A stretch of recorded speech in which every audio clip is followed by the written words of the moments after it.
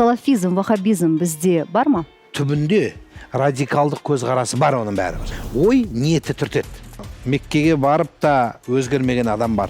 Сол имам, сол Нұрлан, сол күйде қалдым. Өсек айтпайды, хейт жазбайды, бір ай. Сілекейін жұтуға бола ма деп. Мен айттым да, біреудікін жұтуға болмайды. Кейбір ауылдарда мешіт бар, жақсы мектеп жоқ. Мен өз еркіммен, өз қалауымен масон болуға дайынмын, мен ала кетіңізші дейді. Негізі Құдайды тану үшін адам өзін тану керек. Нұрлан имам, сіз жуырда Америкадан келдіңіз. Сізді ақ үйге жиі шақырады. Сізді Байден шақырды, Дональд Трамп шақырды. Сіз маған жазасыз, мен қазір Америкада жүрмін. Мен сонда ойлаймын, Нұрлан имам мүмкін масондармен қарым-қатынастары бар. Немесе олар сізді біледі, көреді, тиктоктан, мүмкін инстаграмнан. Содан кейін сізді шақырады, е? Аса қамқор ерекше мейірімді Алланың атымен бастаймын. Жалпы бір имам хабарласады маған, бұрынғы имам, қазір имам емес ол. Мен айтады, мен Америкаға кетіп бара жатырмын десем, мен өз еркіммен, өз қалауымен масон болуға дайынмын, мен ала кетіңізші дейді. Енді ол масон деген нәрсе үшін жай сөз шығар. Мен өзім кездескен жоқпын, ешкім масонмын деп айтқан жоқ. Мен ол жерге қабылдайын деп тұрған да жері жоқ. Мен осы елімнің азаматымын. Енді қазақта сөз бар, шақырған жерден қалма дейді. Мен барған шара бұл жарым-жартылай мемлекеттік деп те айтуға болады, жарым-жартылай жеке шара. Бұл сонау тарихына үңілсек, Эйзенхауэрдан бері қарай келе жатқан бір шара. Әрбір ақпан айының алдыңғы аптасында Америка Құрама Штаттарының президенті қайсысы болса да сол бір таңғы асқа қатысып, жалпы сенімген Құдайға сенетіндердің алдында, ол әлем лидерлері бар, оның ішінде танымал тұлғалар бар, солардың арасында өзінің бағдарламасын біздегі мемлекеттік жолдау сияқты соның бір бөлікшектес христиан әлеміне, жалпы сенім діндегі адамдарға бір бағыттау, ойын жеткізу, атқарған жұмыстан хабар беру, болашаққа бағыт құру сынды тақырыптар қамтылады. Мемлекет басшысы өзі шығып, соны айтады. Олдың толық өткен жылыңғы бұрынғы қатысқандардағы биылғы қатысқанның шарасы YouTube арнасында тұр. Дональд Трамптың 1,5 сағат сөйледі, тоқтамастан. 1 сағат 40 минутқа дейін барды. Сөзі бір адам тұрған жоқ, түгел бәрі отырды. Енді ол кісіні таныстырған кезде де ерекше таныстырды. Бұрын пастор болған кісі, қазір мына әлемдік Америка Құрама Штаттарының дін комитетін басқаратын кісі, әйел кісі, сол шығып өзі таныстырып, христиан әлемінің қорғаушысы деп таныстырды Дональд Трампты. Сөйтіп ол кісі шығып, өзінің жұмысын айтып, атқарған жұмыстарын айтып, қанша адамды тұтқыннан құтқарғанын айтып, әйтеуір не керек, жасаған жұмыстарымен айтады. Тіпті бір сөзінде жәннетке барамын дейді. Мен жәннетке баруға лайықпын, өйткені көп адамдарға жәрдем бердім деген өзінің ойын айтты. Bir жағы аяғы күлкілге айландырды. Енді дұрыс қой, әр жақтан қамтылу керек. Осындай шара. Енді мені 3-ші жыл шақырды. Биыл енді уақытым тығыз болса да әр жыл сонда шақырады, әр жыл шақырады, және биылдығына, мысалы, 1-2 рет қатысқаннан кейін сіз өзіңізге тағы да қосымша адамдар барып қатысасыз. Биыл енді басқа тұлғалар болды. Мысалы, өткен жылы мен көрген басшылардан биыл басқа мемлекеттің басшылары болды. Сондай шара болды. Мен тек қана бұл шарам емес, бұл шарамен қоса мен спорт әлемінің Оскарын алдым. Оскар алып келдім. Бұл спорт әлеміне салған үлесім үшін халықаралық спорт промоушн компаниясы маған Оскар статуэткасын, картинаны мен алып келем ғой деп едім, сәл болмай қалды. Ыңғайсыз ішінде кейін қосып бересіз. Спорт Оскарын алдым. Спорттық Оскар. Сізде сонда спортқа қандай несі бар? Мен айтып отырмын, насихаттарымды ағылшынша аударылып, менің мына жастарды спортқа шақырғаным, қазір өзі жалпы... Ол қазақстандықтар ма? Әлем. Әлемге байланысты, сондай шараларға қатыстық байды. Керемет. Пандемия кезінде тиктокқа қорықпай шықтыңыз. Содан бері 6 жыл өтті. Маған ұнайтыны, сіз шаршамайсыз. Бүгінгі дейін сіз тиктокқа шығасыз, инстаграмға шығасыз, тікелей эфирге, сол жұмысыңызды тастамайсыз. Мен енді оны бір мақсат үшін шыққан жоқпын ғой. Танылу үшін, танымалдық үшін менің негізгі түпкі көздеген мақсатым, яғни целім халыққа қызмет болды. Қызмет ол тоқтамай жүру керек. Белгілі бір межеге жетіп, мақсатқа жетіп, танымалдыққа жеттім, немесе қазір кейбір адамдар байыдым, болды, керегімді алдым емес. Кәдімгі тоқтаусыз, үздіксіз қызмет болғандықтан ол жүріп тұра береді. Мысалы, осыдан сіз айтқан 4 жыл бұрынғы қойылған сұрақ биыл тағы да қойылуы мүмкін, бірақ ол 1000-шы сұрақ болса да маған қойылған, мен оған қойған адамға ол бірінші сұрақ. Сондықтан мен артқа қайтпастан, шегінбестен ол адамға жауап беруге 1000-2 рет, 3000 ретте жауап беруге дайынмын. Сондықтан ешқандай ол жерде не жоқ, халыққа қызмет. Сондықтан ол үздіксіз бұл өмір тұрғанша, жанымыз бар тұрғанша жалғасу керек, және ол тек қана маған тиесілі емес, әрбір азамат ұлтына қызмет ету керек деп есептеймін. Ол жай адам бола ма, ой шаруа адам бола ма, әркім өз деңгейінде қызмет жасаса, біздің еліміз алға басады. Сонда уағыздарды онлайн өткізесіз, иә? 6 жыл. Ал мешітте ше? Мешітте уағыз ол бөлек, ол да жүреді үздіксіз. Тікелей эфирге де шығамыз мешіттен, көбінесе мешіттен шығам. Қазір мен тыңдармандарым бәрі біледі мен қай жерде отырғанымды, мешіттегі фонымды бәрі жаттап алған, мешітте отыр екен, мында отыр екен дейді. Сондықтан келеді, иә? Иә, келе береді. Мен оның үстіне қатты дайындаламын. Әрбір сөзімді ойланам, не айту керек екен. Әрбір уағызға дайындаласыз? Әлбетте. Мысалы, бүгін жұма өткіземде, келесі жұмада не айтуым керек, қай жағынан қамту керек. Бізде уағыздың тақырыбын діни басқарма муфтият береді, бірақ соның ішінде сол сөзді кең қылып жеткізу және ойды толық алып шығу, келген адам бір жақсы сөз естісем деп келеді. Соны жаңағы қалауын бергім келеді. Сондай талпынғаннан кейін халық тыңдауға келеді. Үлкені де, кішісі де, ері де, әйелі де, өзіңіз айтқандай, халық сыймайды бізде. Анализ жасасақ, сіздің медиа өміріңіз, сіздің офлайн өміріңізді қатты өзгертті, иә? Сіз Астанаға көштіңіз, Америкаға жиі барасыз, танымал болдыңыз. Сіздің өміріңіз қатты өзгерді ма? Маңайым, атырапым өзгерген шығар, бірақ мен өзім өзгерген жоқпын. Сол имам, сол нұрлан, сол күйде қалдым. Сондықтан мен оған дейін бір адам, одан кейін бір адам болған жоқпын. Мен өзіме сондай мақсат қойғам, тәрбиеміз солай, дінім, ислам солай үйретеді. Адам өзгеріп, қазақша айтқанда құтырмау керек. Сондықтан бір қалыптымыз.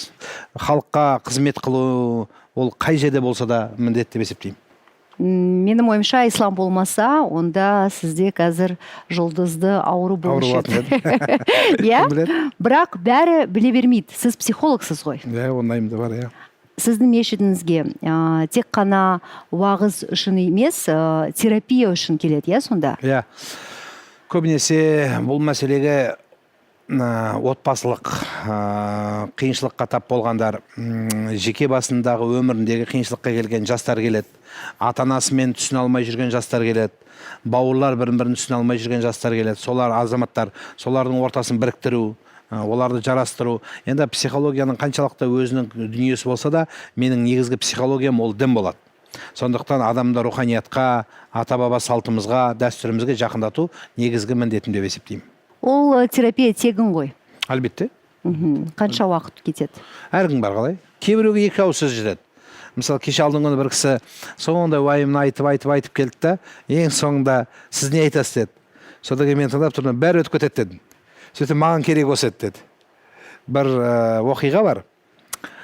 Бір үлкен патша кісі қайтыс болып, бір 20-ға 7-7 баласы қалған екен. Бір баласы 20 жасқа жетпеген. Содан кейін үлкен кітапханаға кіріпті, әкесінің кітапханасына. Адамдардан сұрайды, мынау не десе, бұны әкеңіз жинаған балаларыма, бұл өмір, бұл болашақ, бұл келешек, бұл ғылым, бұл білім десе, бұл жерде қанша кітап? 5000 кітап. 5000 кітапты 500-ге түсіріңдер деп тапсырма береді. 500 кітапқа көшіріп жазады. 11 жыл кетеді. 11 жылдан кейін бала келсе, енді мемлекеттің жұмысына кіріскен жігіт айтады, мен 500 кітапты оқуға уақытым жоқ, 50 кітапқа түсіріңдер дейді. 50 кітапқа түсіреді. 50 кітапта уже жасы келіп, жігіт ел ағасы болып қалады, айтады, 50 кітапта оқи алмаймын, 5 кітапқа түсір дейді. 5 кітапта қартайып қалады, уже 1 кітапқа түсіріңіздер дейді. 1 кітаптан мен 1 кітапты да уже қартайып келген кісі айтады, мен 1 кітапты оқи алмаймын, маған барлығын жинап бірақ сөзге айтыңдар дейді. Сонда жаңағы өлім төсегінде жатқан кезде 11 жылдан кейін келіп ғалымдар айтты ғой, бәрі өтіп кетеді деп тұр. Сол сияқты бәрі өтіп кетеді. Енді дипломы жоқ психологтар жұмыс істей алмайды. Осындай заң шығып жатыр. Сіз оған қалай қарайсыз? Негізі бұл дұрыс. Бірақ мен бұнан айтқан болар еді, мәселе дипломдан емес. Бізде халқымызда жақсы сөз бар, данадан диплом сұрамайды дейді. Бірақ диплом ол 20 жыл бұрынғы дипломменен бүгінгі заманауи біздің жеткен дүниеміздегі бар дүниеміз 20 жылғы бұрынғы жағдайға келмеуі де мүмкін. Тура сол сияқты психологияның да санаты көбейіп кетті. Цифрлық психология шықты. сурет психологиясы бар, оның әр түрісі бар. Оның барлығы ең қызығы мына кейінгі гештальт бар, барлығын жинаған кезде оларды ғылыми психология мойындамайды, сурет салуды мойындамайды. Анда бұл да бар дүние ғой. Сондықтан менімше мына не бар ғой, мектепте мұғалімдердің де жылда өтіп тұратын өзінің категориялық санаты бар, дәрігерлерде білім жетілдіру бар. Тура сол сияқты психологтардың да заманауи білімін жетілдіріп, бүгінгі таңға қажетті болған дүниені қамту керек деп есептеймін. Мысалы, кітапханашы немесе бухгалтер дейікші, ең керемет бухгалтер. Бірақ ол кісі немен ұрады? Шотпен ұрады. Немесе ойында есептейді. Қазіргі біздің мысалы ірі кәсіптегі немесе орта кәсіптегі адамға сол миы қатты жұмыс істеген психологтың жаңағы бухгалтердің керегі бар ма? Жоқ, қазір 1С деген программа жеткілікті емес пе? Иә. Сол сияқты дүние. Яғни заманауи болуы керек. Психологы да, имамы да. Мысалы, жаңа өзіңіз айтқандай, егер мен тура сол мешітімнен шықпай, мешітімдегі 300-500 жамағатты ғана ие болып, мына әлеуметтік желіге шықпағанда, осы нәрсе сізбен болмайтын еді. Сұхбайтымызда болмайтын еді. Осы мәселелер жетпейтін еді. Сондықтан заманауи уақытына сай жауап беретін болсақ, біз қоғамнан көптен қалмасақ, көштен, онда біз дамимыз. Психологтарға да тап сондай қатысты. Заманауи болу керек. Қазіргі қоғам өзгерді. 3 жыл бұрын біз сізбен сұхбат жазғанбыз. Сонда радикалдық ислам көп болды, иә? Қазіргі уақытта азайды. Неге? Насихат. Сіздің де өлесіңіз бар, иә? Бұл бар деп есептеймін, иә. Көп жеткіздік, одан біраз қарсы пікірлер болды, талас болды, бірақ жалпы мен есептеймін, халықтың көзінің деңгейі ашылды деп есептеймін. Жалпы халықтың сауаты, дінге деген көзқарасы, осыдан біраз жыл бұрынғы қойылған сауалдарменен қазіргі сауалдардың ортасын салыстырсаңыз, екеуі ай мен жер мен көктей. Неге? Өйткені адамдар да оқып жатыр, әлеуметтік желілер өзінің қызметін жасап жатыр. Оқымысты азаматтардың жақсы таралған насихаттары, біздің діни басқарманың арасы аясындағы жұмыс істеп жатқан талай имам ұстаздардың да еңбегі осы жерде айтылатын дүние. Сондықтан осының бәрі жинап келгенде адамдардың білімі көтерілді. Және құқық мекемелер, иә, сондай жақсы жұмыс жасады деп ойлаймын. Аналитика бізде жақсы жасалды. Тиісті құқық мекемелері, арнайы осымен айналысатын дін істер басқармалары бірлесіп жұмыс істедік біз. Бұрын соңды болмайтын. Бұрын құқық мекемелер өзінше жұмыс істейтін, полиция өзінше жұмыс істейтін, имамдар өзінше, радикалдармен жұмыс істейтін, мекемелер өзінше, бәріміз жан-жақта едік. Енді қазір біріктік. Біріккеніміздің көрінісі біздің жұмыстарымыз жүйеге түсті, барлығы реттелді. Енді қазір әлеуметтік желіні біз реттей алмай жатырмыз. Бұған да заң қабылданады. Бұлды да енді тиісті қадамдары жасалынып жатыр. Бұйырса бұл да реттеледі. Ал салафизм, вахабизм бізде бар ма? Бар. Бірақ ол заңды емес. Әлбетте ол қоғамға зиянды алып келіп жатыр, бірақ енді оған ресми тыйым салынған жоқ. Оның ішіндегі белгілі бір бөлімдерге соған тиесілі топтарына тыйым салынды да, тікелей салафизмге тыйым саламайды. Өйткені Сауд Арабиясы, басқа да бір мемлекеттердің ресми ұстанымы ғой енді ол. Біздегі соның ішіндегі радикализмге ғана тыйым саламыз біз. Яғни ұлттық құндылығымызға немесе конституциялық құрылымға, жағдаятқа қарсы шығып, заңға мойынсұнбай, елдің ішіне іріткі мен алауыздық, діни конфессиялардың арасында алауыздық алып келген кезде ғана біз бұны қауіпті деп танып, соттың шешімімен бұған тиісті заң қудалау процесі болады. Сондықтан мен айтқан болар едім, біздің жастарымыздың қазір көзі ашылды. Қанша пайыз қалай ойлайсыз? Кеткені ма? Иә. Жартысынан астық. Қалғаны сонда? Қалғаны уақыт керек. Ауру батпандап кіреді, мысқалдап шығады. Бұл бірден кірген нәрсе уақыт керек.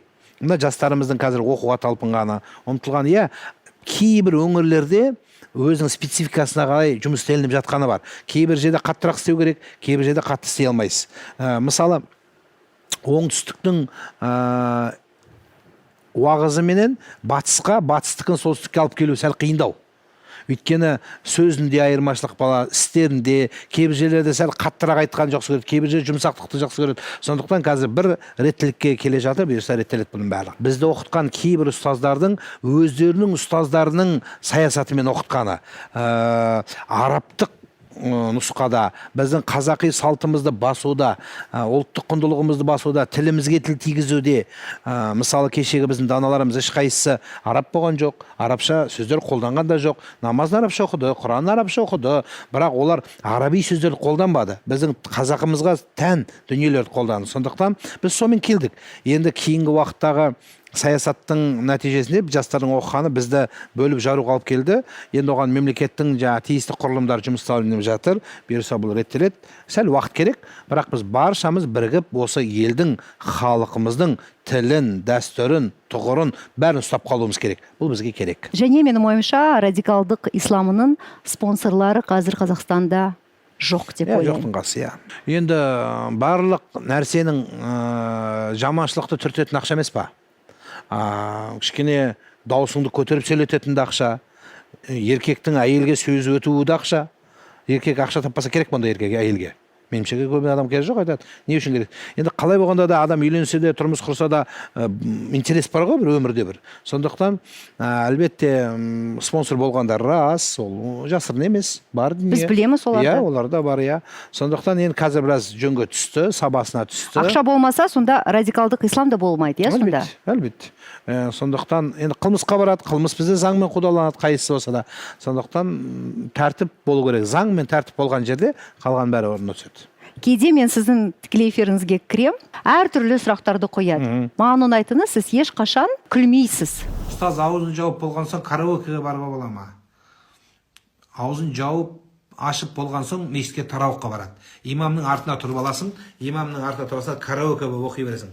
Ана альхамдулиллахи роббил аламин десіз, ар-рахман рахим деп, ой, караоке, бесплатный караоке. Оған ана караокеге төлейсің, мешітке караоке төлемейсің, бесплатный караоке. Намаз бастағым келеді, бірақ артта үш әріптен тұратындай қорқамын дейді. Үш әріптен тұратындай. Кім ол? Үш әріп. Кенбі ма? Жын тұрады деп қорқыватсың бе? Жаным әшейін. Бірінші су ішеміз ба, или ниет па дейді. Егер уақытысы кіріп тұрса, онда бірінші су ішіп ал, содан кейін ниет айтасың. Ал егер уақыты кірмеген болса, бірінші ниет айтып алсың су ішіп. В общем, білгенсіздеші. Кейде жымиюға болады. Кейде адам тарту үшін, бірақ енді ол күліп мазақтасақ. Ал сіздің әзілдеріңіз өте ме оларға? Мысалы, бір рет мен сізді тыңдасам, бір жігіт сұрап жатыр.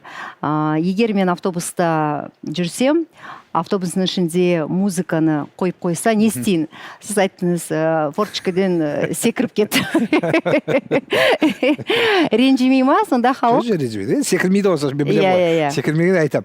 Енді оған не деп айтуға? Енді сұрақтың өзі сол, деңгейінің өзі сол. Сондықтан мен не туралы айтып едім, мына ораза ғой қазір. Ораза кезінде сілекейін жұтуға бола ма деп. Мен айттым да, біреудікін жұтуға болмайды деп. Ол ойланып тұр, біреудікін қалай жұтам деп. Сол сияқты. Енді оған жоқ болмайды, болмайды деп өтіп кете береді. Енді ол адамды да бір көңілін көтеріп ұстап қалуым керек қой, сондықтан солай. Бірақ сізде де, Мать Терезада сияқты хейтерлер бар, Болады, Сіз оларға қалай қарайсыз? Біріншіден, менің айтқан уағыз деп түсінеді де бұл. Бұл уағыз емес. Әлеуметтік желіден уағыз айтуға болмайды. Менікі түсіндіру жұмысы. Бұл бір. Екіншісі салт ұлттық құндылықтар. Екі. Үшіншіден, оған жаңа хейтерлік жасап атқан көптеген азаматтар түбінде радикалдық көзқарасы бар оның бәрібір. Түбінде бәрібір радикалдық көзқарас. Өйткені сол сөзге, қай сөзге жабысқанын қарасаңыз, неге сіз мынаған бүйтіп айтпайсың дейді. Неге мен өйтіп айтуым керек? Оның деңгейі ол емес қой. Сенің мақсатың басқа, менің мақсатым басқа. Сондықтан да оның түбі сол. Одан кейін екінші, ол сөзсіз қызғаныш болмаса адам сөйлемейді. Артынан сөйлейді деп айтты ғой, баяғыда бір ұстазға шәкірті келіп жылайды дейді, менің артымнан жаман айтып жатыр десе, онда алдында шығарсың депті ғой. Сосын артында сөйлей береді деген екен да. Сондықтан ол сөйлей береді. Екі, одан кейін менің ұстаздарым үйреткені, жаңағы біздің ұлтымызда бір сөз бар ғой, барлық халықта бар, ол ит үре береді, керуен күше береді деп. Деп едім, сол кезде айтты. Сол итке кет дегенде сенде уақыт болмау керек деді. Даже итке бұрылып кет деп айтпа деді. Сен уақытыңды оған сарп қылма деді. Айта береді, не істейміз енді. Марафонда тура сондай ғой. Жетпейсің ғой, жете алмайсың. Жетпейсің, өйткені сен әрбір адамға. Ал ораза айында хейтерлерде өсек айтпайды, хейт жазбайды, бір ай ұстанады. Мен ғаламторда бір ұстазды көрдім. өзіне енді ұстаз деп қазір қойып алатын болды ғой бәрі. Сол ұстаздың бір жай қарапайым әйелге сәл ұятсыз сөз жазған, өзінің аккаунтынан жазған.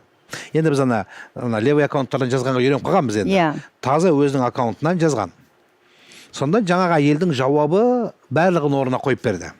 Сонда әйелдің өзі шығып сөйлеп, жарайды, мен осындай оңбаған екем, ұятсыз екем. Сіз айтқандай ұятсыз сөзін қолданып тұрып айтқан, осындай екем. Бірақ сен осынша жыл оқып, ұстаз болып, осынша кітап жазғанның деңгейі осындай болды ма? Деді да сол бір ауыз сөзбен бұның бәлен кітабын, бәленше еңбегін бір ауыз сөзмен жауып қойды. Сонда кімді тыңдап жүрміз біз? Мана ұлтымызда бір сөз бар еді, сенген сиырым сен болсаң дегендей. Біз саған сенгеніміз сен болсаң, мына түрің не бол? Өзің жаңағы диванасың кім кемпір боласың дегендей, сондықтан не керегі бар? Енді біз бір-бірімізді түзетуіміз керек. Ешкім инстанция емес, Нұрлан имам инстанция емес, ол анық. Бізде инстанция діни басқарма бар, бізде ғалымдарымыз бар. Бірақ біз солай түсіндіреміз. Мен де солай түсіндірем. Менімен тоқтап қалмау керек. Адам оқу керек. Менікі әшейін анау әліппені, ручка, таяқты қолына ұстамаған адамдарға жаңадан бастап бері шақыру. Құдайдың үйінің ілім қазынасының есігіне жақындату. Енді кейінгі даналар, кейінгі ұстаздар, жастар сол келген адамға ие болу керек. Мені шұқып, ана бүйтіп айтты, мына хейтерді, мына бүйтіп айтты, мынаға мына жауап деп, онымен алыспау керек. Өйтіп алыса берсең біз дамымаймыз ешқашан. Біздікі, менікі тағы да айтамын, тек қана жақындату, есікті бүйтіп аштыру. Сол есікті ашып кірген алған адамды қарсы алу кімнің жұмысы? Мысалы, сізді ауылда өстіңіз, бізді ауылда өстік. Бізде балаларды қонақ келетін кезде далаға қоятын ауылды жерде. Шақыр дейді, кіргіз дейді. Дұрыс па? Есіктің алдында күтіп ой, кіріңіздер деп біз ойнап жүріп кіргізетінбіз. Сол кірген адамды кім күтіп алатын? Үлкендер күтіп алатын, даналар күтіп алатын. Тап сол сияқты. Менікі сол баласында кіргізген бала адамды кіргізу. Содан кейін төрге шығарып, оған ары қарай қызметін жасау, жаңағы 13 кітап жазған, 14 кітап жазған ғалымдардың жұмысы сол. Сондықтан оның өзінде қазақтың тілін жақсы көрген адам орыстың тіліне тіл тигізбей, ағылшынға тіл тигізбей, Қытай мен кәріске тіл тигізбей көтеру керек. Тура сол сияқты біреу еркекті көтеру деген сөз әйелді төмен түсірмеу керек. Әйелді көтеру деген сөз еркекті аяққа баспау керек. Ол да адамның, Құдайдың тағдыры. Бізде соңғы уақыттағы мына тенденцияны мен кішкене біраз реттедім деп ойлаймын. Мынау басып сөйлеу, жәннеттің үстінен сөйлеу, кәдімгі жәннеттің хозяйыны болып сөйлеу, тозақтың кілтін алып сөйлеу, сені тозаққа барасың, сен тозаққа барасың деп өзі ашып, өзі кіргізетіндей дүниені біз қоюымыз керек. Бұл жақсы нәрсе емес. Бұл ұлтты біріктірмейді, ұлтты қашырады. Діншіл болу менен діндар болудың айырмашылығы екі бөлек. Сондықтан бір-біріне қайрап, ананікі мынандай, мынанікі мынандай десек, біз одан бетер халықты адастырмақ түгіл, дін десе Алла тонын қашады. Қазір көп атана балам намаз оқи десе қорқады. Қуанбайды. Есесіне қорқатын болды. Неліктен? Неге біз осы уағыздарымызбенен, радикалды уағыздармен солай сол күйге жеткіздік? Солай жеткіздік. Ана кейбір азаматтар сақал мен дамбалдың жаңа шалбардың төңірегінде таласып жүріп, біздің ұлтымыздың негізгі құндылықтарының қайда қалған білмей қалдық. Нәтижесі сондай, кішкентай бала 14-15-тегі сақал қойып, әке-шешесімен салғыласатын болды. Намаз оқимын деген қыздар ата-анасымен ерегісіп, мектептің басшылығымен ұрсатын болды. Сонда діншілдігіміз осыған алып келді ма біздің? Мемлекеттік заңға қайшылық. Мен кейбір мына заңға қайшы, конституцияға қарсы, жалпы діни көзқарастарға қарсы көптеген кейбір комментарийларды оқып, аккаунттың есін қарасам, кейбір кезде намаз оқитын адамдар шығып жатыр. Қалай? Сонда сенің намазың, бұл енді сен бәріне үндемей отыра бер деген сөз емес. Айтатын жерде айту керек. Бірақ жаңағы жәннеттің иесі болмай, тозақтың хозяйкасы болмай, ешкімді кіргізіп шығармай, бір жақсы сөз айтуға болады ғой. Міне осыған алып келуіміз керек. Сол үшін көпшілік оразадан қорқады. Иә. Өйткені сілекейді жұтуға болмайды, маникюр болмайды, анау болмайды, мынау болмайды. Бірақ сіз онлайнға кіргенде, сіз вы облегчили все это. Маникюрмен де ұстай бер дедім, маникюрсіз де ұстай бер дедім, макияжбен де ұстасаң болады дедім. Енді макияж болмаса айнаға қарама дедім, өз-өзіне шошып жүрерсің, бірақ ұстай бер дедім. Сондықтан оразаның қатысы жоқ. Кешемет бір кісі жазады, сұрайды, тікелей эфирде ораза ғой, оразада мына аяғын киіп ұстайым, ораза ұстасам бола ма дейді. че оразаны аяқпен ұстайсың ба дедім. Жоқ, ауызбен ұстаймын ғой. Аяқтың не қатысы бар енді? Сол сияқты адамдардың деңгейі ғой. Мен осыдан көп жыл бұрын мынандай бір кездескен, бір ай жігіт айтады, кешке дейін шаш алдырмаймын дейді, оразамын дейді. Кешке парикмахерскийдің бәрі жабылып қалады дейді. Сосын шашым өсіп кетті дейді бір ай бойы. Сіз оны айтасыз, бір ай бойы әйеліне жоламай жүретіндер бар екен, мен оразамын деп. Үйге қонбайтындар. Бұл қалай ол? Сондықтан жоқ емес. Ораза таң атқаннан кешке дейін ол өте бір жеңіл, мұсылмандарға бір қуаныш, мейірім, ырыс алып келген мереке ғой. Ең маңыздысы ол ниет қой. Оразада. Иә. Кез келген құлшылықтың бірінші шарты, маңызы ниетте. Ниет дұрыс болмаса, онда ол ораза не болады? Ашаршылық болады. Ашығу болады, диета болады. Диета менен оразаның айырмашылығы ниетінде тұрады бірінші. Ниетім құлшылық, ғибадат деп шарттарына сай ұстасаңыз, онда сіз оразасыз. Ал егер шарттарын ұстап тұрып, қараңыз, тамақ ішпедіңіз, бәрін ұстадыңыз, бірақ ниет айтпадыңыз. Или немесе ниетіңіз дұрыс болмады. Ал қандай ниетпен ұстау керек? Ниет құлшылық деп, ғибадат деп. Құдайдың бұйрығы деп ұстау керек. Сонда дұрыс болады.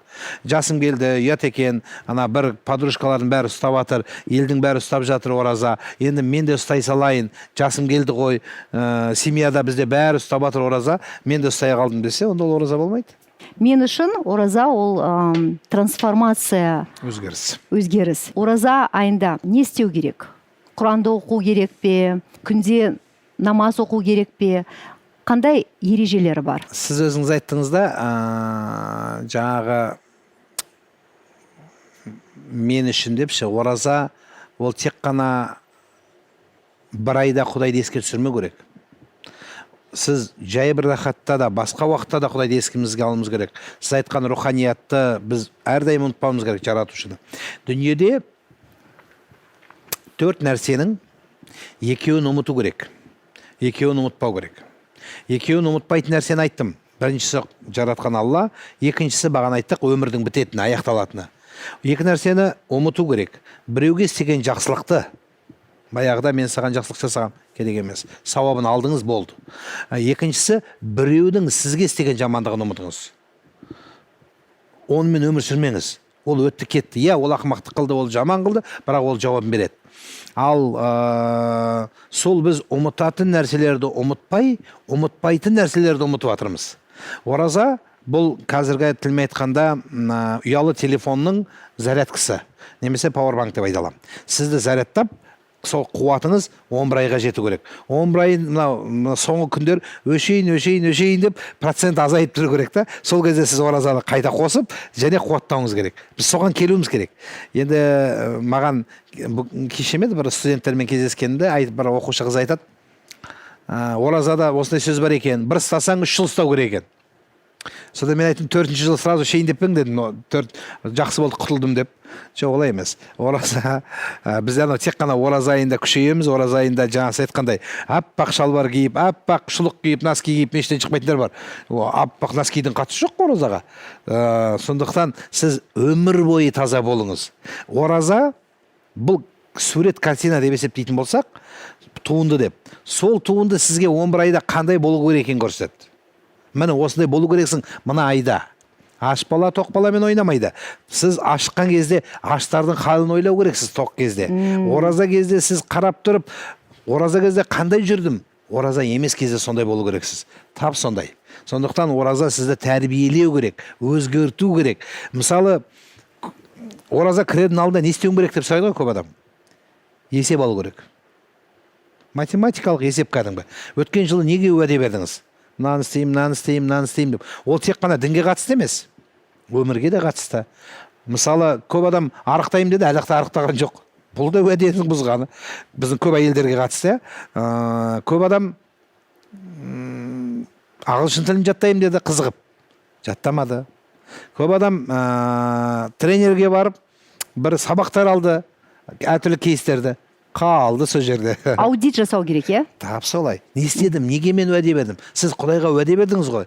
Мен Құдайым маған сен мынаны берсең, мен мынаны істеймін деп. Сол неге аудит жасамайсыз? Омар күнде кешке отырады екен, аудит жасайды екен. Мынаны жасадым, мен мынаны жасадым. Сонда әйел сұрайды дейді, ұйықтамайсыз ба? Не қыласыз оны десе? Мен бүгін сұрасам, сұрап өз-өзіме жауап берсем, ана дүниеде жауап бере аламын дейді екен. Егер бұл дүниеде жауап бере алмасам, ана дүниеде жауап бере алмаймын. Сондықтан есеп алу керек. Соны есеп алғанда сізге келесі алдымыздағы оразаның қай бағытта жұмыс істеу керек екеніңіз көрінеді. Кейбір адамдар ораза айында жұмысты азайтады. Сағат 10-ға шейін, 11-ге шейін ұйықтайды. Уақытты әдейі қысқартады. Ол дұрыс па? Уақыт қысқармайды. Сіздің демалатын уақытыңыз көбейеді просто. Мынандай сөз бар орыс тілінде, когда нечего сказать, много приходится говорить дейді. Тура сол сияқты атқаратын нәрсең жоқ кезде ұйқың көбейеді сенің. Жоқ. Біреу сұрап еді менен, оразаны күндіз полный ұйықтасам не болады деп. Онда сауабын полный түсіңде көресің дедім. Қандай болатын. Сондықтан ол ұйықтау емес. Ол дұрыс емес қой. Бете дұрыс емес. Ораза кезінде кейбір мен мына оқушылармен кездескенде, кейбіреулер жұмысшылар да оразамен қазірет ететіндер бар. Мен намазға бара жатырмын деп қазірет ететіндер бар. Мен мешіттемін деп. Мешітке барады. Не қылайық мешітке барсаң? Ол сенің шаруаң, жақсы азаматсың, бірақ сенің жұмысыңа, жастардың оқуына, сенің ораза ұстағаның, намаз оқығаның кедергі болмау керек. Мысалы айтайық, полиция қызметкерлері көлігіңді дұрыстап қой десе, жұма күні, кейбір біздің жамағаттар ерегіседі екен ғайымен. Жаңа полиция қызметі неге ерегісесің? Ол өзінің үйінің жағдайын сұрап жатқан жоқ қой, саған ақша бер деп жатқан жоқ. Ол көлігіңді дұрыстап қой, заң мен тәртіпке мойынсын деп жатыр. Болды бір ауыз сөз. Мұсылмандық деген не, ислам деген не өзі? Ораза деген не? Оның бәрі тәртіп. Мысалы қараңыз, 5:49-да ауыз ашу керек. 5:45-да ауыз ашса бола ма? Болмайды. Неге? Өйткені тәртіп бар, правила бар. Сол правилаға мойынсыну керексіз. Сіз өзіңіздің правилаңыз емес, мен ойлайым, менің ойымша деген жоқ. Бұл жерде правила бар. Соған мойынсынуды дін деп айтады. Айтпесе менің ойымша, мысалы, дәрет алғанда қолды 3 рет жуу керек. Менің ойымша бір жақсылап жуу үшін 4 рет жусам бола ма десеңіз, күнә болады. Дұрыс емес. Неге? Положенный үшеу ма? Ереже бар? Бітті, соған мойынсынуды. Әйтпесе біз әрқайсымыз, мен жақсы ойлаймын, сіз жақсы ойлайсыз. Әркім жақсы ойымен қоса берсек, бұл онда түпкі хаос болады. Хаос болады. Әр адамның өзінің, у каждого своя правда дегенде әркім өз шындығы бар. Сондықтан бұл дұрыс нәрсе емес, бізге соған мойын ұсыну. Сондықтан да мына оразамен, намазбен, құлшылықпен, ғибадатпен, исламмен, дінменен алға қоймаңыз. Адамдық, мынау намазхандарды алып бар. Не қылайық намазхан? Намаз оқымаса не? Сонда адам емес пе біз үшін? Жоқ, біз барлығымен құрмет жасауымыз керек. Барлығымен амандасуымыз керек. Намазхандарға отдельный салам, мынаған басқа салам деген болмайды. Бәріміз бір адамбыз біз. Бір еліміз, бір отанымыздың азаматымыз. Сондай бауырмашылық болу керек бізде. Ораза айында Құдайдан қандай дұға сұрауға болады? Подряд сұрай беру керек қой. Алланың дұғасы шексіз. Не қалайсыз? Миллиард қалайсыз ба? Миллиард сұраңыз. Жоқ, Құдайдың құдіреті миллиардқа жетпейді деп ойлайсыз ба? Жетеді? Миллион сұраңыз ба? Миллион сұраңыз. Бірақ миллион сұраума дейді да. Неге десе, миллион бітіп қалады. Бітпейтін миллион сұрау керек та. Сөйтсем, қалай сұраймыз? Бітпейтін қазына бер маған да. Жоқ, Құдайдың құдіреті жетеді ғой бәріне. Біз Құдайды кішкентай вопросты шештірмейік. Тендерді шешпеш маған, алла. Болды, жағында өзім шешіп алдым. Жоқ, дұрыс емес. Шешкен тендеріңіз басыңызға бәле болуы мүмкін. Сол сіздің соңғы тендеріңіз болуы мүмкін. Я алла, маған ұлтымызда қазақта жақсы сөз бар. Таудай талап, бармақтай бақ дейді ғой. Сол бақ бер деп сұра. Балаларыңызға ешкімге күнін қаратпа деп сұра. Өзіне рызығын мол қып сұраңыз. Неге сіз тек қана 1 миллион сұрайсыз, 1 тірлік сұрайсыз? Сонда бұдан кейін Құдай керек жоқ па сізге? Бұдан кейін өмір керек жоқ па? Бір адам былай сұрапты. Құдайым маған миллион бер депті, и бір ауру бер деген екен. Сонда бәрі сұрап, неге десе $500 мың мен емделем, миллионның 500 мыңына өмір сүрем депті ғой. Алла тілегін қабыл қылып, ауру беріпті, миллион да беріпті. Бірақ сол ауруға миллион жетпей қапты емделуге. Содан қарызға батып, әбден банкротқа түсіп, содан қайтыс болды дейді сол аурудан. Содан жақсылық сұраңыз, шексіз сұраңыз, Аллаға рахым жетеді. Ал енді не сұрауға болмайды? Бірінші, біреуге жамандық сұрамаңыз. Екінші, тек қана мені жарылқа деп сұрамаңыз. Біздің салтымызда да елге сұраған, халыққа бер, көпке бер, қазаққа бер, елге бер. Осы жақсы сұрақ. Дұғаның қабыл болуының ең жақсы жолы, бірінші жолы. Енді лайфхак дейді ғой, лайфхактарды білсек, дұғалардың ең бірінші қабыл болуының лайфхакі біреуге сұрау керек. Біреуге сұрау. Я Алла, мына кісі қиналып жүр, осыған бер десең, қасыңда тұрған періштелер сізді сұрайды, саған да берсін дейді. Кімнің дұғасы қабыл? Адамдікі ме, періштенікі ме? Періштенікі. Ответ жауап сол жерде тұр. Біз бәріміз айтамыз, мен сұрап жатырмын, бірақ маған бермей жатыр дейді. Неге? Өйткені сіз тек қана маған бер деп жатсыз да. Алла бір адамдікін бермейді, Құдай көптікін береді. Сол үшін ел көпшілікке бер десең, періштелер саған болсын дейді. Ана қызы тұрмысқа шықпай жатыр, сол қызы тұрмысқа шықсын. Бәле мен досым басында мынандай уайым қарыз кредиті бар, содан құтылсын десең, Құдайым саған тілек қылдырады періштелерге. Сен көтсін дейді. Әр адамның қасында періштелер бар. Сондықтан сол періштелер сізге әумин дейді. Нұрлан имам, неге біздің адамдарымыз ойға, сөзге маңызды қарамайды? Ойдың бір бөлігі ол ниет. Ой ниетті түртеді. Сондықтан сіздің тілегіңіз дұрыс болмайды.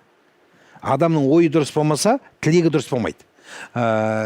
Тілегі дұрыс болмағаннан кейін дұрыс. Мысалы, мен мынандай айқасқан столбының астынан өтсем, бойым өспейді деп ойласаңыз, сіз бір күні болмаса бір күн өтесіз, и бойыңыз өспей қалады.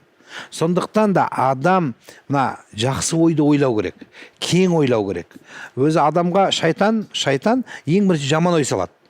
Жақсы ой салмайды, жаман ой келеді. Сондықтан сол жаман ойды жақсы ойға алмастыру, бір адам туралы қарағанда жаман ойды келетін болса, соның жанына жақсы ойды ойлау, соны ақтауға тырыс дейді. Неге? Адамды ақтау керек, арын ақтау керек, біреуді ақтауға тырысу керек. Мұхаммед саллаллаху алейхи қайтыс болар кезде қоштасқан хадисінде, ода құтпасында адамды ақтауға шақырды. Адамның ары, малы, намысы, дүниесі мұсылманның арам деді. Яғни қол сұқмаңдар деді. Яғни даже ойменен сондай жаманшылыққа бармаңыздар деді. Ал енді өкінішке орай біздің ойымыз бізге тәуелді емес қой. Кейде шығып кетеді. Сол кезде ойлаған кезде дейді, жанына жақсы ой ойлаңыз дейді. Жоқ, ол осындай. Бұл өйтіп айтқан, ол былай айтқысы келді. Ол былай жолда мынандай болса, жоқ, ол былай жасағысы келді деп, соны ақтасаңыз, сонда сіздің ойыңызға жақсы ойлар көбірек келетін болады. Мысалы, мына кеседегі ішіндегісін тазалау үшін, сіз бірінші таза суды құя берсеңіз, жаман нәрсе өзі кетеді. Иә. Тура сол сияқты.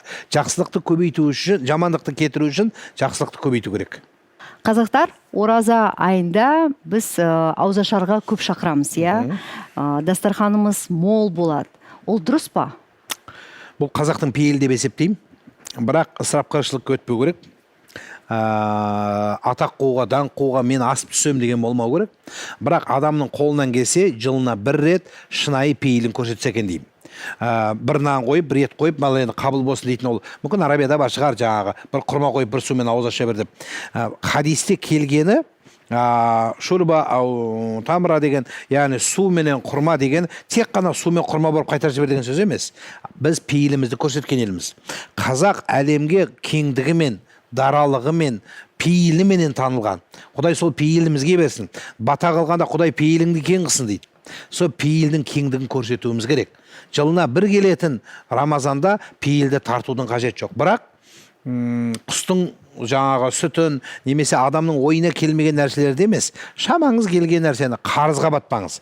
Ең негізгі айтайын дегенім, қарызға батпаңыз. Кредитке кірмеңіз. Біреуге жауапкер болып қалмаңыз. Қиналып та, бірақ жалпыламада жасасаңыз, ешкім қой демейді, жақсы шақырыңыз, қабыл болсын дейміз. Адам оның үстіне барлығы ниетін көрсеткен еліміз ғой. Біз осындайды көрсетпегенде, ана Рахымбайдың астында шаппағанда қашан шабасын дегендей, қашан шабасын. Енді осындайды көрсету керек, ода тұрған ештеңе жоқ. Бірақ осыны пайдаланып мынаны айтқым келеді. Мына кейбір кафе, ресторандар шведтік стол жасайды. Иә. Ол таңғы асқа да қатысты. Қонақ үйлерде. Соны барып, алдына жемесе де бейтіп көтеріп алып келетіндер көріп жүрміз. Бұл көп ысырапқа жол беретін. Жей алмайсың сен. Тұр ғой, енді ешкім алып кетпейді. Алдына үйіп тұрып алып, жемесе сумкаға тығып. Қинама сонда? Әлбетте. Алдыңа ас қойды, ек қолды бос қойды, жесін деп қойды. Одан қалғаны кейін адамдарға береді. Қалса жағдай жоққа таратып береміз. Жетімдер үйі бар, басқалар бар. Не керегі бар? Мысалы, сіз тамақ алып кеттіңіз. Қанша күн жейсіз соны? Бір күнге жарай ма, жарамай қатып қалады ол, болды. Бір қазанға түскен қапқа түспейді. Егер үйдің иесі өзі пакетін таратып, дорбасын таратып, алыңыздар деп өзі салып берсе, алыңыз. Бірақ кейде былай-былай қарап тұрып пакетке тығып жіберетіндер бар. Жақсы нәрсе емес қой. Бірақ бұл біздің тарихтан келе жатқан нәрсе. Керек десеңіз, Алдар көсенінде несін айтылады? Қасында бір кісі анау палау салып атқан ғой. Сөйтсе, нан палау салса, жаңа қожан асырапты сорпақ үй жіберіпті дейсің. Не болса қақалатын болды шапаның деп. Сондықтан да ол бар нәрсе, бірақ мен айтқан едім, рұқсатпен жасау керек. Үйдің иесі пейілін көрсетсе, қабыл болсын, жақсы ниет. Ал сыйлық беруге бола ма? Беру керек. беру керек. Тахабу сыйлықпен бару керек, даже керек десеңіз. Ең дүниеде бай бақуатты болған пайғамбар Сүлеймен, Соломон. Сол кісінің сөзі бар екен. Мен қанша бай болсам да, менің үйіме келген адам бір нәрсе алып келсе жақсы көремін дейді екен. Құр қол келмей, подаркамен келсін. Біздің үйге пустой келетін, ештеңе алып келмейтін тек қана имам. Меніңше пустой келеді, ештеңе алып келмейді. Көбінесе өзі алып кетеді. Сондықтан жоқ, сіз біздің үйге келгенде шапан алып келдіңіз. Ол жөні бөлек. Ол үлкен хикаяға айналып кетті, бірақ десе де. Соны айтпақ болғаным, яғни біз сыйлықты алуымыз керек. Пайғамбарымыз айтады, тахабу. Сыйлық берсеңдер махаббат артады. Бауырмашылық артады. Сондықтан бір-бірімізге сыйлы болған еліміз ғой, алыспен, беріспен ат қалдыру заманында бұл біздің салтымыз. Ал кімге көмектесу керек? Ең бірінші адам кімнен бастау керек? Өзінен бастау керек. Мен соны айтайын деп отырмын, өзінен бастау керек. Адам өзін жарылқасын дейді. Өзін жарылқамаған адам өзгені жарылқамайды дейді. Негізі Құдайды тану үшін адам өзін тану керек. Өзін тану керек. Мен кіммін, қайдан келдім дегенде ана фамилия аты жөнін емес. Мен өзі қайдан келдім, өмірім не істедім, не қойдым, жаңа өткен жылда не өзгердім, биыл не өзгердім. Алға жүрмеген артқа кетеді бәрібір. Прогресс болу керек адамда. Бір қадам қосылу керек. Сол сияқты бір жас қосылды адамға. Не істедіңіз, не істеп үлгердіңіз, не істеп үлгере алмадыңыз, осының есебін шығарып, содан кейін барып бір мына жақсылықты біреуге емес өзіңнен бастау керек. Маған бір азаматтар келді, Африканың Бенин деген мемлекетінде құдық қазамыз деді. Соған бір сбор, соған жәрдем берсеңіз қалай болады? Мен айттым, біздің елде де тола, Қазақстанда батыста да, шығыста да, оңтүстікте де, солтүстікте, тіпті Сарыағаштың өзінде суға тапшып отқан ауылдар өте көп. Сол ауылға құдық қаз, сауап одан көп болады. Арабиядағы, Меккедегі анау жағдай жоқтарды жарылқамай, біздің Қазақстанда жарылқаңыздар. Арабияда құрма еге бермей, біздің Қазақстанда да тал егіңіз. Неге? Міндетті түрде Арабияда еге керек па? Содан кейін Меккеге кітап қою. Кітап қоймас, Қазақстанның мешіттеріне қойыңыз, кітап шығарыңыз, кім қой деп жатыр. Бар кітаптарды таратыңыз. Сондықтан бірінші адам өзіміздің елімізден бастау керек. Әлбетте, бірінші. Мысалы, суға батқан адамға құтқару кімге парыз? Қасында тұрған адамға парыз. Күтөре адам дейміз ғой. Ал енді сырттағы адамға парыз бола ма? Ыстық көлде біреу суға батып жатса, Қазақстанға міндет емес шығар оны құтқару. Сол ыстық көлдің қасында тұрады. Біздің Каспийде біреу батып жатса, Каспийдегі жанында тұрған адамға парыз болады ғой, Нью-Йорктағыға парыз болмайды. Тура сол сияқты біздің өзімізге қасымыздағыны жарылқау керек. Маңайды былай жарылқасақ, сөйтіп ары қарай мүмкін бір әлемге де жарылқасын жасаймыз. Ал закат ше? Закат та солай. Закат оразаның ішіне беретін адам жақындарына беру керек. Бірақ закаттың қанша пайыз? 2,5. 2,5, 40-тан бірі, екеуі бір болып шығады. 2,5% ол чистый доходтан, сонда? Айналымнан. Чистый доходтан. Өзіңіздің қажетіңізді шығарып тастайсыз, оған кірмейді. Бір жылдың, сонда? Сіз дұрыс айтасыз, чистый доход, яғни өзің обороттағы дүниеден жылына бір рет сол есебін шығарып, мына мен жағдай жоқ. Сол ақшаны кімге беру керек? Жағдай жоқтарға. Өзі ережесі бар, ағайындарға бергеніңіз жақсы. Туыстық жағынан, туыстан ары қарай. Бірақ бір шарт, туысқа міндеттеп бермеу керек. Мысалы, мынаған қой сатып ал, мысалы қой берсін, мысалы кейбір адам қой береді. Қойны сойып бермейсіз. Қойды шартпен байламайсыз. Мына қойды сен обязательно көбейт деймейсіз. Онда зекет болмайды. Оның еркіне бересіз. Ол өзі біледі. Сойып жей ма, сата ма. Сіздің жұмыс тек қана беру. Одан кейін берген кезде алған адамға зекеттің алып тұрған білмесе де болады ол. Мысалы, бердіңіз, достық ма, келіп жарете бер. Менің ең негізгі мен беріп тұрған мен болсам, менің ниетімнен, жүрегімнен зекеттеп шықса болды. Сізге білу шарт емес. Достық деп айтам, подарка деп айтам, атын айтпайым, мен қажетің ал деймін, болды. Ал алған адам ол өзі біледі не істейді. Бізде кейбір адамдар былай істейді. Бұл енді біз біраз кісілерге енді қазір осы сөзім дау болуға айтады, бірақ десе де зекетке береді. Зекет деп қажылыққа береді. Қажылыққа барып кел деп береді. Ол сауап алады, бірақ сіз зекеттен құтылмайсыз. Өйткені сіз шартқа байлап жатсыз. Ол зекетке баратын адам, ол Меккеге баратын адам емес ол. Ол кешіріңіз, үйінде нан жоқ оның үйінде. Оның үйінде адам сияқты киім жоқ, киетін. Сіз оны Меккеге жіберіп жатсыз. Оған Меккеге бару парыз емес. Осын түсінуіміз керек. Сіз оны зорламаңыз Меккеге. Ол өзі біледі, сонда? Ол өзі біледі. Сіз беріңіз, ол Меккеге бара ма, Түркістанға бара ма, Мальдиваға бара ма, ол өзі біледі. Ол оның жұмысы. Қазір Меккеге бару мүмкіндік көп болды, Кейбір адамдар 5, 6, 7 рет барды. Ол дұрыс па? Қандай ниетпен бару керек? Әлбетте дұрыс емес деп есептеймін. Меніңше бір рет барсын, екі рет барсын, тағы бір рет барсын болды. Енді біз барып жатырмыз ұстаз ретінде, мен анау жаңадан келгендерге дәріс беріп, мынау былай істеледі, былай істетіп түсіндіру үшін ғана гид ретінде барып жатырмыз. Мен оны санап жатқан жоқпын. Ал кейбір адамдар бар 5 рет, 10 рет барғандарша. Мен де ондай адамдарды білем. Олар уже 6-7 рет барып кетті. Адамды Мекке түземейді. Адамды мекен түзейді. Сондықтан Меккеге барып та өзгермеген адам бар. Оразаға кіріп өзгермей шыққан адам бар болған сияқты, Меккені көріп те өзгермеген адам бар. Кезінде аталарымыз есекпен барды. Түйемен барды. Меккеден келгеннен кейін түйе не болды? Мерседес болды ма? Түйе болып қалды. Есек болып қалды. Осел остался оселом дегендей. Ол бола береді ол. Сондықтан адам болып барып, адам болып жақсы болып өзгеріп келуді қаждықтайды. Дайын болу керек қой, иә? Енді дайын болу керек дегенде не істейтініңізді білу керексіз да. Барып ана аспаннан айдан түскен сияқты ау деп жүрмеу керек та. Өзіңізде де кішкене бір дайындық болған жақсы. Мысалы, суға шомылу үшін шомылуды білу керек адам, жүзуді. Бассейнге түсу үшін. Иә. Енді жүз алмаған адамды суға лақтырып жіберсеңіз не болады? Батпай ма? Тура сол сияқты нәрсе. Бізде кейбір кезде апарып түсіреді да, туризм болып, кейбір бірінші рет барып ештеңені білмеген адам егер дұрыс ұстаз бармаса, Меккеде не көрдім десе, 25 этаж гостиница көрдім, доллардың курсы мынандай, евроның курсы мынандай, алтын арзан екен, мынандай екен деп айтады. Неге? Өйткені көргені сол. Негізі қажылық қабыл ма, қабыл емес пе, оның белгісін көруге бола ма дегенде болады деген. Қалай көруге болады десе, мына сөзден көресіз. Не көрдің Меккеден, қалайсың, өзгеріс тапсың десе, міне көрініп тұрады. Соқтан ораза да солай, намаз да солай. Адамды өзгеріс алып келсе, онда қуану керек. Мен баяғыда бір күнә істегем, енді тәубе еттім десе, ол күнәсі кешірілді ме, кешірілмеді ме, қайдан көруге болады? Өзгеріс тапты ма? Адам бір нәрсені өзгертті ме, өмірін түгел өзгертсе, онда үмітіміз бар, Құдай жақсылық берген екен деп. Меккеге біреу үшін баруға болады ғой, иә? Енді сауабын бағыштаса болады, бірақ енді сауапты тек қана Меккемен емес қой. Сауапты елмен де осы жерде жасай беруге де болады. Бір жетімнің басын сипаңыз, тал егіңіз, жақсы болыңыз. Одан кейін сауапты ата-анаға, қайтыс болған ата-анаға, аруаққа бағыштау үшін аспен ғана емес қой. Біздікілер ас беріп тек қана тамақ, мал союмен ғана өлшейді жоқ. Кез келген сауап амалдан марқұмға үлес беріледі. Сондықтан барлық мысалы қандай сауап? Мысалы не істеу керек? Мысалы тал егіңіз. Қай жерде? Кез келген жерден акиматтан барасыз, мен тал егіп берейін, парк егіп берейін. Жоқ, мүмкін ауылда, иә? Ауылда жерге ексін, қалалы жерге ексін, хоккейный модуль салыңыз, спорт комплекс салыңыз. Каток.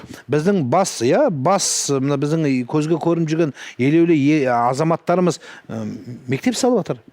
Азамат менен де сұрады, осы үлкен хейт болды. Мектеп салайын ба, мешіт салайын ба деген сұрақ болды. Сіз қайсын қолдайсыз деді? Мектеп сал дедім. Керемет. Мектеп салды. Бізге қазаққа оқыған бала керек. Ең супер әлемнің мектебін алып кел бізге дедім. Бетфордтың мектебін алып кел. Гарвардтың мектебін алып кел. Неге біздің балалар оқымасын? Ол жаққа бармай, Гарвардтың ұстаздары келсін бізге. Бізге таңғалып қарайтын болсын.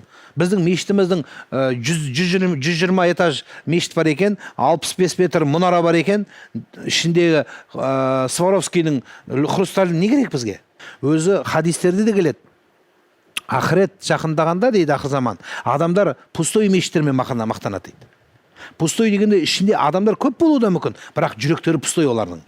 Олардың істері бос болады. Мұны сол нәрселер көбейіп бара жатыр. Бізге мектеп салыңыз, мектеп салсын тағы да.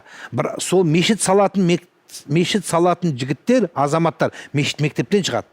Тарыдай болып кірген баланы таудай қылып шығарады. Оқу орны салыңыз, жоғарғы оқу орны.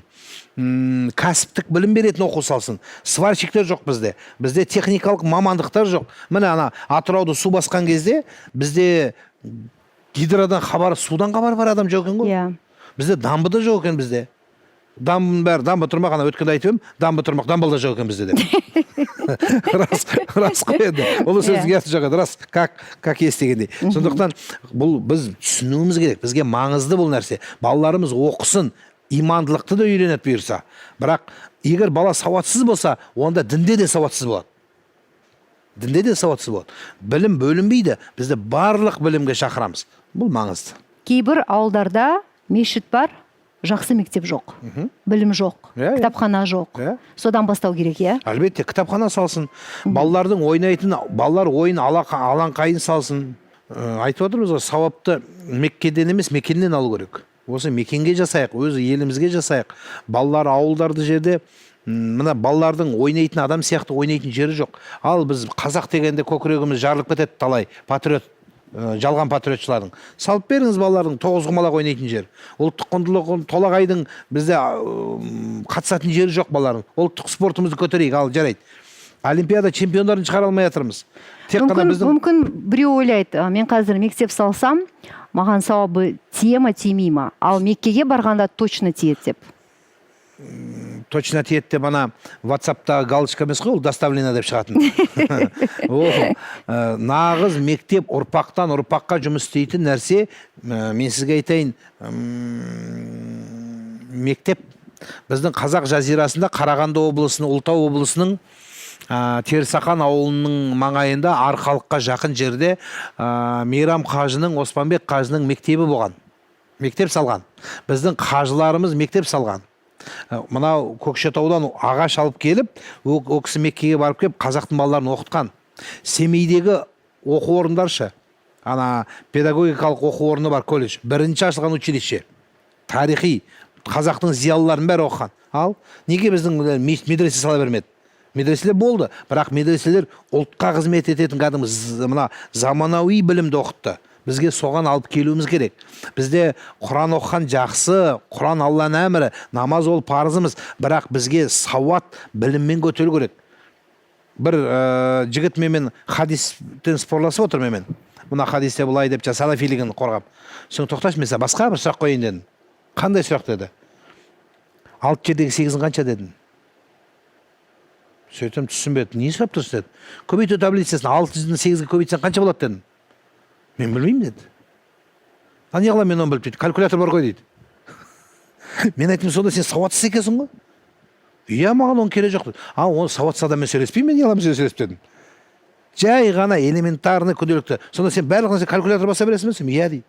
Онда қалай онда?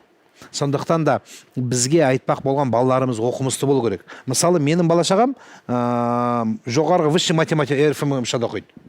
Неге? Ол діндар қылып шығармады ма? Имамның баласы имам, прокурордың баласы прокурор болу керек қой бізде. Жоқ. Мен айттым балаларыма, сен математиканы оқы. Ғылым, білім, ұлтқа қызмет етіңдер. Бала-шағам бәрін соған оқыттым. Сондықтан да тағы да айтам, біздің балаларымыз оқуы тек қана ғылыммен, біліммен өсу керек. Шетелге қызығып, біздің балаларымыз мынау жаңа сауаптың сауабы ғылым жолына түсу, білім жолына түсу, ешкіммен айтыспау, біреумен аңдымау, өз бақыттың екі-ақ жолы бар. Біреуі біреуге қызықпау ана дүниесіне, өзіне берсін Құдай. Екінші, біреуді баспау, төмен көрмеу. Міне осы екі қасиет болса, сізде дамисыз, өсесіз, үлкейесіз. Сондықтан біздің ана сауап болатын болса, мына балаларымыз жазды қыстың күні хоккейный модуль сал, кішкентай кітапхана сал, заманауи қазіргі мына президентіміз бастап жасанды интеллект. Ауылды жерде адам сияқты кейбір ауылдарда әлі де интернет болмай тұр. Иә. Соны 5G-ға көтеріп, соның қаражатын сал, жол салайық біз бәріміз. Мысалы, мен сізге айтайын, бізде 200-300 жылдық мешіттер аз, жоқтың қасы. Бірақ бізде 100 жылдық мектеп бар. Көп облыстарда бар. Неге? Мектеп қанша жыл тұрды? Ағаштар бар бізде.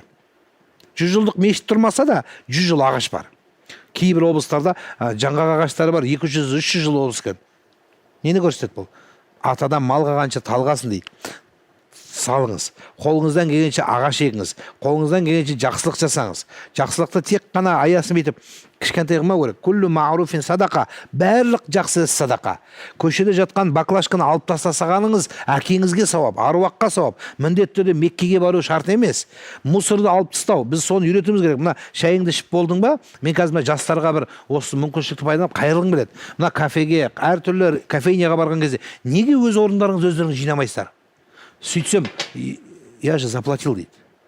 Дұрыс қой, бәріміз заплатил. Бірақ біз тәрбие үйренуіміз керек қой. Дамыған Америка құрама штаттарының өзінде сіз төлейсіз. Мынаны отдельно жинауға жеке төлейсіз. Сол үшін әркім өзін жинайды. Өзінің подносын өзі әкеп, өзі қояды, қандай бақуатты болса да. Неліктен? Өйткені бұл тәртіп, бұл ереже, бұл мәдениет Бұл тәртіпті енді отбасынан алады ғой. Әлбетте. Біз анау үш мусорды қойып қойдық. Пластмасс, пластик, Иә. қағаз, басқа қаттар қойдық. Оны ешкім қарап Ешкім жатқан жоқ. қарап жоқ, лақтырады. Оны лақтырғаныңыз не? Ішіне салса да мейлі ғой. Бүйтіп тұрып терезеден лақтырамыз біз. Сонда қашан ел боламыз біз? Қашан ел боламыз? Міне, осыған тәртіпке келгенде, анау босағаны тазалағанда, аузымызды тазалағанда, ойымыз тазалағанда біз ел боламыз. Осыдан басталады. Қазіргі уақытта әлеуметтік желіде, Инстаграмда, ТикТокта жаңа дәстүрлерге қалай қарайсыз? Құдалар бір көрпеге жатады, аунайды, оны Инстаграмға салады. Бұл салт емес, қазаққа тән сан емес. Бұл кейбір облыстарда мына баршылық не дегізбейді, жоқшылық не жегізбейді деп содан шыққан дүние деп есептеймін. Біздің қазаққа, жалпы ортақ қазаққа базалық сіңген салт дәстүрлер бар санамызға, солар қалу керек. Біз соларды дамыту керек, соны қолдауымыз керек. Ал енді кез келген адамдардың өздерінің ойынан қосылған дүние ертеңгі күні біздің ұлттық құндылық болмау керек. Ол қалу керек. Мысалы айтайық, мынау лимузиндермен жүру. Тойханаға кіріп кетеді ғой. Иә, Әбілқайыр атамыз, хан Әбілқайыр Батима деген апамызға үйленгенде түйелерден колонна қойып, алдына аға позатты қойып, пип деп кіріп келген жоқ тойханаға, или үйіне. Немесе хан Кенесары Күнімжанды алғанда ондай жасаған жоқ, бірақ үйленді олар. Сонда олар бізден кем болды ма? Жоқ. Қазаққа тән бір-біріне шік кигізу, шапан жабу, құйрық май асату, құйрық бауыр, тағы не? Төрге шақыру, қазақтың алтауыз өлеңі, осы сияқты құндылықтар бізде қалу керек. Ал енді жаңа көрпеге аунау, бірін байлау, бұл жақсы нәрсе емес. Арқан тарту деген кішкентай балалардың ойыны, оларға 5-10 теңге беру. Ол қай жақтан келіп жатыр сонда? Ол садақа шейін. Иә. Мына екі балаға тілекші болу. Жоқ, осы жаңа дәстүрлер қайдан шығып жатыр? Адамдардың өзінің ойы. И әлеуметтік желі өзінің жұмысын жасайды, таратуы көбейіп жатыр да. Сондықтан меніңше заңмен де тойхананың ішіне, мысалы біз анау қызыл жолаққа тоқтаған әртістерді жазалаймыз да, жол қиған неге біз тойханаға, зданияның ішіне, ғимараттың ішіне көлік айдап кіру, меніңше ешқандай заңға сыймайды біздің. Все, что не запрещено, все разрешено. Сондай болып жатыр ғой. Сондықтан бұл дұрыс емес. Біз бұны айтуымыз керек. Бұған енді уақыт керек, меніңше. Насихат керек. Айтып жатырмыз, бұйырса тоқтайды дейміз. Былтырдан бері алып қашу бізде заңмен тыйым салды. Бірақ бәрі оны біле бермейді. Мысалы, Шымкентте сіз білесіз ғой. Нұрай Серікбай алып қашудың құрбаны болды. Естіген шығарсыз, иә? Жоқ, біздің қазақта алып қашпаған, алып қашу болмаған. Кейінірек анау бай бақуаттыларының балалары кішкене өзінен төменді белден басып, алып қашып сөйлетпей басып алу, енді кейбір тарихымыздың кейбір өңірлерінде болған. Повестерде де бұл нәрсе келеді. Бірақ айтайын дегенім, ешкімді дінге зорлауға болмайды, некеге зорлауға болмайды, араласуға зорлауға болмайды, достыққа зорлауға болмайды, бірін-біріне кіріп шығу, бірін-біріне құда жекжат болуға зорлай алмаймыз. Бұл ерікті жүрекпен болатын дүние. Қинаған дос болмайды дейді қазақта. Ол үйленбек түгіл дос болмайды дейді. Қинап адам дос қылмайды. Бұл көңілмен, жүрекпен болатын нәрсе. Ал енді заңменен тыйым салынуы, мына алып қашудың шын мәнінде кейбір өңірлерде әлі де кездескен, анау бала тентек сүрей болып, бай бақуатты болып, ана бір мұқтаждау адамдарды зорлап алып қашып кеткен деген сияқты. Бұл харам, бұл кәдімгі тыйым салынған нәрсе. Неге адам өз некенің үстінде неке қиылады ғой. Неке қиғанда әйел адамға ризасың ба дегенде бір-ақ рет жоқ деп айтса, ешкім көндіруге хақысы жоқ. Патша да, имам да, муфти де, ақсақалдар да, кемпірлер де ортаға түсіп алып, қой, шыда, бүйтіп көр, кейін анау, мен де келген, міне қарашы жаман болған жоқпын деп ортаға түсу баяғыда оған, шықпайым дегендерді зорлап, сүйреп ол қалды ол заманда. Қазір бұл нәрсе заңмен де тыйым салынған, негізі дінмен де тыйым салынады ол. Адам өзінің ықтияры, кімге үйленеді, кімге тұрмысқа құрады, бұл ата-ана да зорлай алмайды. Бірақ біз ата-анамен кеңес істейміз. Не үшін? Өйткені ата-ананың мына көзқарасы бәрібір кең. Балаға қарағанда көп нәрсе түсінеді. Ал енді қамқоршы балаға. Ал енді біздің мынау қазіргі уақытта заңменен біздің жастар, азаматтар осыны естіп, алып қашу деген сияқты ой болатын болса, оны қою керек. Енді кейбір жерде қыздың өзі хабардар болады, қыздың ата-анасы хабардар болады да, жаңа келісіп алып қашқанның формасын жасайды. бірақ бәрі біліп отырады да деп жаңағы кішкене концерт шоу көрсетіп жіберетіндер бар. Ол да заңсыз қазір. Иә, ол мынау заңда алдап қойдым деген жоқ бізде. Иә. Шутка деген жүрмейді. Бомба деп шутка десеңіз не болады? Сотталасыз. Тура сол сияқты ол ойнайтын дүние емес. Жалпы мынаны түсіну керек. Адамның тағдыры ойнайтын дүние емес. Ол қайтып орнына келмейді. Үйлену, ажырасу, құл болса оны азат ету деген сияқты дүниелер. Ант беріп ойнау, жаңа мен сені өлтіремін деген сияқты, осы сияқты адамның тағдыры ол ойыншық нәрсе емес. Оны Құдай жаратқан жанды Құдайдың өзі алады. Сондықтан ол адамның тағдырымен ойнағанның өмірі тәлкек болып қалады. Соңғы сұрақ, Нұрлан имам. Егер сізде пайғамбар Мұхаммедтен бір сұрақ сұрау мүмкіндігі болса, не сұрар едіңіз? Пайғамбарымыздың өзінен тікелей сұрай алмайтын шығармыз, Құдайдан сұраймыз ғой. Елестетіп көрейік. Да, егер пайғамбар саллаллаху алейхи вассалам менен бір кісі сұрап еді, пайғамбар кіріп келсе не істейсіз деп. Тұрамыз, құрмет көрсетеміз, сағындық сізді дейміз, үмметіңнің күйі мынау дейміз. Не істейміз? Жылайтын шығармыз, сағынышымызды басатын Ал шығармыз. сұрақ имам ретінде. Кейбір кезде, кейбір жақсы көрген адамды сағынған адаммен кездескенде сұрауға шама жетпейді. Қарап көрудің өзінен ақ адамның ләззаты құмары қанады.